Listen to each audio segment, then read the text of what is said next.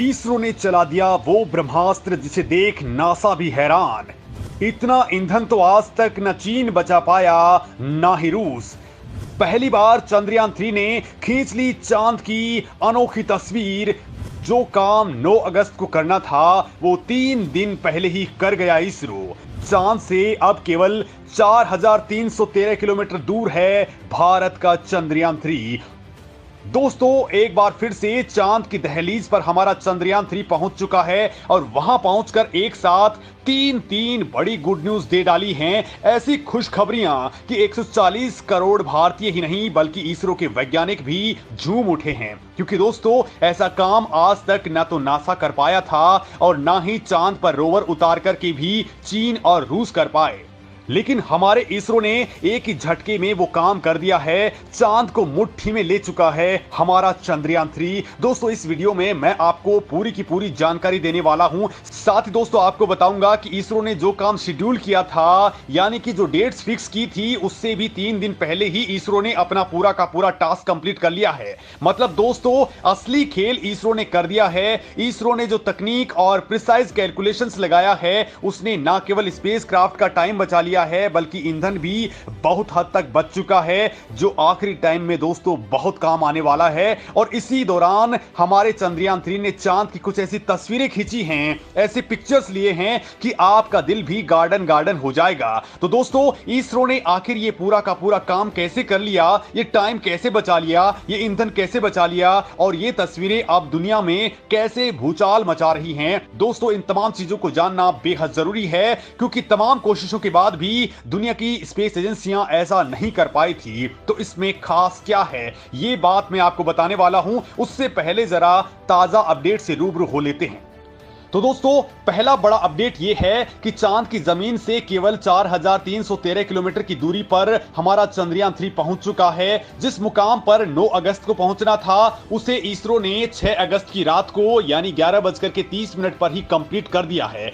मतलब दोस्तों चंद्रमा की कक्षा में 5 अगस्त को चंद्रयान 3 की शानदार एंट्री के बाद में 6 अगस्त की रात को ही चंद्रयान 3 ने चंद्रमा का चक्कर काटते हुए फिर से इसके ऑर्बिट को अब बदल दिया है। अब दोस्तों इन दोनों ही इवेंट्स में इसरो ने भूचाल मचा करके रख दिया है। पहला तो ये दोस्तों कि हमारा चंद्रयान 3 5 अगस्त के दिन चांद पर एंट्री मारते ही 40,000 किलोमीटर वाले ऑर्बिट में चक्कर लगाने वाला था, जो बहुत बड़ा था। मतलब दोस्तों चांद के चारों तरफ बहुत लंबी दूरी तय करनी पड़ती, लेकिन इसरो ने बड़ा खेल करते हुए उसी टाइम पर ही यान को डायरेक्टली 18,000 किलोमीटर वाले ऑर्बिट में पहुंचा दिया। और इसके बाद दोस्तों इसरो के वैज्ञानिकों ने 18,000 किलोमीटर वाले ऑर्बिट से इसे 11,000 किलोमीटर वाले ऑर्बिट में पहुंचाना था, लेकिन यहां भी इसरो ने धमाल मचा दिया और यान को इससे कहीं छोटे ऑर्बिट यानी कि केवल 4313 किलोमीटर वाले ऑर्बिट में डाल दिया है। मतलब दोस्तों एक के बाद एक इसरो ने 2 बार तगड़ा भूचाल मचा दिया है। अब दोस्तों आप अंदाजा लगा लीजिए कि इसरो ने कई गुना कम दूरी तक चंद्रयान 3 को बहुत ही कम टाइम में पहुंचा दिया है। मतलब जो काम 9 अगस्त तक होना चाहिए था वो 6 तारीख तक कंप्लीट कर दिया गया है। मतलब चंद्रयान 3 को एक तो अब बहुत ही कम दूरी तय करनी पड़ेगी, कम ईंधन खर्च करना पड़ेगा और चांद पर उतरने के लिए इसरो के पास अब टाइम भी बहुत ज्यादा बचा हुआ है, क्योंकि दोस्तों इसी दौरान चांद से दूरी कम होने के कारण वहां की बारीकियों को हमारा चंद्रयान 3 अच्छे से जान लेगा। इसरो के वैज्ञानिकों ने यान के इंजन की रेक्ट्रो फायरिंग से इसे चंद्रमा की सतह के बहुत करीब ला दिया है, जो अब चांद के नजदीक में 170 किलोमीटर और अधिकतम दूरी 4313 किलोमीटर है। यानी चंद्रयान ऐसी अंडाकार कक्षा में पहुंच चुका है जिसमें उसकी चांद से सबसे कम दूरी 170 किलोमीटर ही है और सबसे ज्यादा दूरी है वो है 4313 किलोमीटर। दोस्तों ऑर्बिट बदलने के लिए चंद्रयान 3 के इंजन कुछ देर के लिए फायर किए गए। अब दोस्तों इसरो आगे की प्लानिंग भी कर चुका है, जो वीडियो में आगे मैं आपको बताने वाला हूं, लेकिन उससे पहले आपको दिखाता हूं वो तस्वीरें जो हमारा चंद्रयान 3 चांद पर खींच चुका है। दोस्तों ये देख करके करोड़ों भारतीयों का दिल भी बाग बाग होने वाला है, क्योंकि ये वीडियो चंद्रयान 3 के ऊपर लगे कैमरों ने कैप्चर किया है और ये बिल्कुल ताजा तस्वीरें हैं। दोस्तों आप खुद देख सकते हैं कि जिस वक्त हमारा चंद्रयान चांद के चुंबक से खिंचाव महसूस कर रहा था, ये तस्वीरें उसी वक्त ली गई हैं। बिल्कुल क्रिस्टल क्लियर पिक्चर। दोस्तों वीडियो में चंद्रमा का नजारा आप साफ साफ देख सकते हैं। यहां के ऊपर नीले हरे रंग में कई गड्ढे भी दिखाई दे रहे हैं। जैसे जैसे चंद्रयान आगे बढ़ता है वैसे वैसे आप देख सकते हैं कि चांद के ये गड्ढे बिल्कुल क्रिस्टल क्लियर दिख रहे हैं। और दोस्तों यहीं पर ही हमारा यान उतरने वाला है। दोस्तों इन तस्वीरों में आप चंद्रयान 3 का कुछ पार्ट भी देख पा रहे हैं, यानी कि ये जो कैमरा है वो थोड़ा सा ऊपर लगा है और वहीं से ही सारा नजारा आप देख पा रहे हैं। मतलब दोस्तों चांद पर पहुंचते ही चंद्रयान 3 के सारे इक्विपमेंट्स अब काम करना शुरू कर चुके हैं और इनकी परफेक्शन कितनी है ये आप कैमरों के जरिए ही देख सकते हैं। दोस्तों ये पूरा का पूरा सिस्टम ऑटोनोमस है, यानी कि चंद्रयान 3 को दोस्तों चंद्रयान 3 को कुछ भी धरती से बताने की जरूरत नहीं है, वो अपना काम खुद ही कर ले रहा है। उसके अंदर इतना स्ट्रॉन्ग एआई यानी आर्टिफिशियल इंटेलिजेंस लगाया गया है कि इस बार तगड़ा खेल हो रहा है।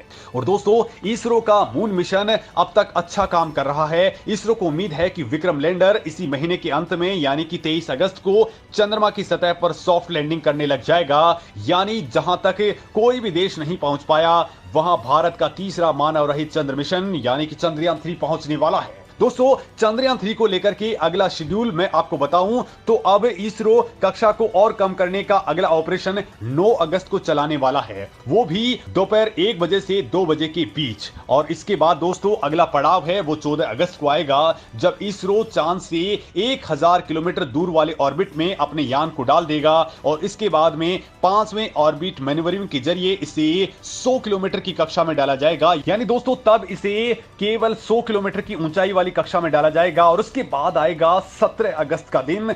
तब हमारा प्रपल्सन मॉड्यूल और लैंडर मॉड्यूल ये दोनों सेपरेट हो जाएंगे। तब दोस्तों लैंडर नीचे की ओर जाने की कोशिश करेगा, तो वहीं दोस्तों प्रपल्सन मॉड्यूल जो है वो चांद के चारों ओर चक्कर लगाने लग जाएगा। ये दोस्तों तब हमारे चांद से धरती की ओर देखेगा कि वहां से क्या कुछ रेडिएशंस आ रही हैं, क्या कुछ दिक्कतें आ रही हैं। धरती के ऊपर कोई भी दिक्कत अगर आएगी तो वहां से ये क्रिस्टल क्लियर देखता हुआ बता देगा। मतलब दोस्तों तब ये एक सैटेलाइट की तरह से नजर रखेगा और इसरो का पूरा फोकस लैंडर पर ज्यादा हो जाएगा, जिसकी 18 और 20 अगस्त को डी ऑर्बिटिंग की जाएगी, यानी चांद के ऑर्बिट की दूरी को कम कर दिया जाएगा और तब लैंडर मॉड्यूल को 100 किलोमीटर गुणा 30 किलोमीटर वाली अंडाकार ऑर्बिट में डाला जाएगा। और इसके बाद दोस्तों आप खुद ही जानते हैं कि 23 अगस्त की शाम 5:47 पर चंद्रयान 3 की लैंडिंग करवाई जाएगी, जो इस मिशन की सबसे बड़ी चुनौती माना जा रहा है। इसरो ने कहा है कि चंद्रयान 3 के सभी सिस्टम्स इस वक्त दुरुस्त हैं, बढ़िया तरीके से काम कर रहे हैं, सब कुछ ठीक तरीके से चल रहा है और इस पर आइस ट्रैक बेंगलुरु में मौजूद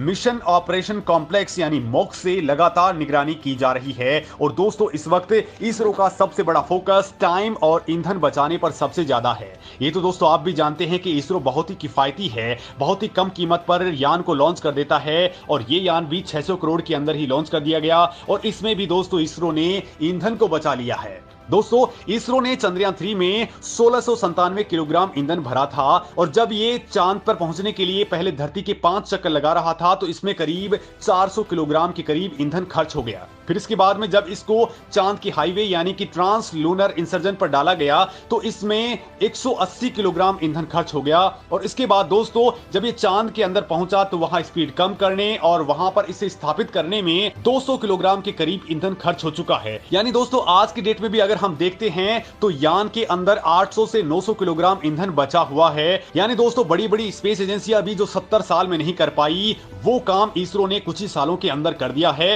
अब इसरो की इस तकनीक पर आपका क्या कहना है, हमारे वैज्ञानिकों की मेहनत पर आप क्या सोचते हैं और इनके बारे में आप अपने कमेंट्स बिल्कुल करना ना भूले दोस्तों।